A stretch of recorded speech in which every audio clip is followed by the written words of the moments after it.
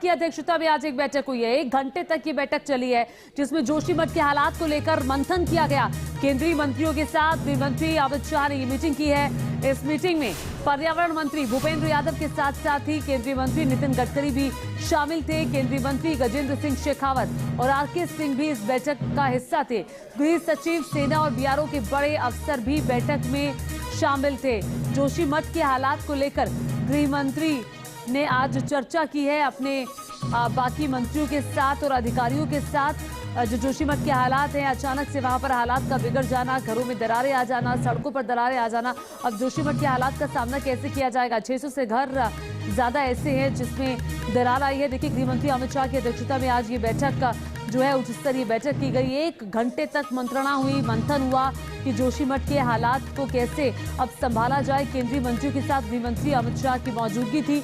इस बैठक में पर्यावरण मंत्री भूपेंद्र यादव मौजूद थे, साथ ही केंद्रीय मंत्री नितिन गडकरी ने भी बैठक में हिस्सा लिया। केंद्रीय मंत्री गजेंद्र सिंह शेखावत, आरके सिंह भी बैठक में मौजूद रहे और साथ ही साथ गृह सचिव, सेना के अधिकारी, बीआरओ के अफसर बैठक में शामिल हुए। जोशीमठ मामले पर उच्च स्तरीय बैठक करके बल्कि ये चर्चा की गई कि आखिर जो हालात हैं अब वो कैसे बेहतर हो पाए, क्या कदम जोशीमठ में उठाने चाहिए ऐसे वक्त में जब वहां पर गहरा संकट आया हुआ है। एक और बड़ी खबर आपको बता दें, जोशीमठ को लेकर रक्षा मंत्री राजनाथ सिंह का बयान आया है। जोशीमठ संकट का समाधान निकालने में सरकार जुटी हुई है, ये भरोसा रक्षा मंत्री राजनाथ सिंह की तरफ से दिया गया है कि जोशीमठ के संकट का समाधान निकालने में सरकार जुटी हुई है। केंद्र सरकार पूरा सहयोग कर रही है। रक्षा राज्य मंत्री ने जोशीमठ का दौरा किया है। राजनाथ सिंह ने यह भी बताया और कहा कि जरूरत पड़ी तो मैं खुद जोशीमठ जाकर जायजा लूंगा। क्या कुछ कहा राजनाथ सिंह ने, सुनिए।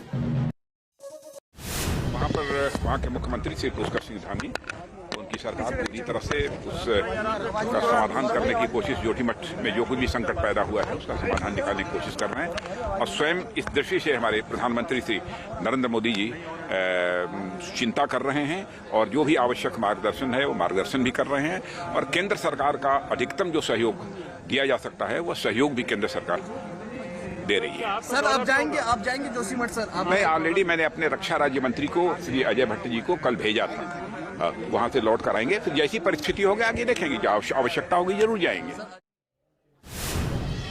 तो केंद्र सरकार की तरफ से हर संभव मदद की जाएगी, रक्षा मंत्री राजनाथ सिंह ने भरोसा दिलाया जोशीमठ के लोगों को। जोशीमठ के सैकड़ों मकान अब रहने लायक नहीं रहे। प्रशासन ने इन घरों में लाल निशान लगा दिया है। लाल निशान का मतलब सीधे तौर पर है कि ये घर जो है वो डेंजर जोन में आता है, यानी इन्हें गिराया जाना है। लोगों के पास अब इन घरों को छोड़ने के अलावा कोई और चारा नहीं बचा है। अब जोशीमठ से पलायन की ये तस्वीरें देखिए सामने आने लगी हैं। लोग घरों से सामान बाहर निकालकर गाड़ियों में रखवा रहे हैं और सुरक्षित ठिकानों की तरफ आगे बढ़ रहे हैं।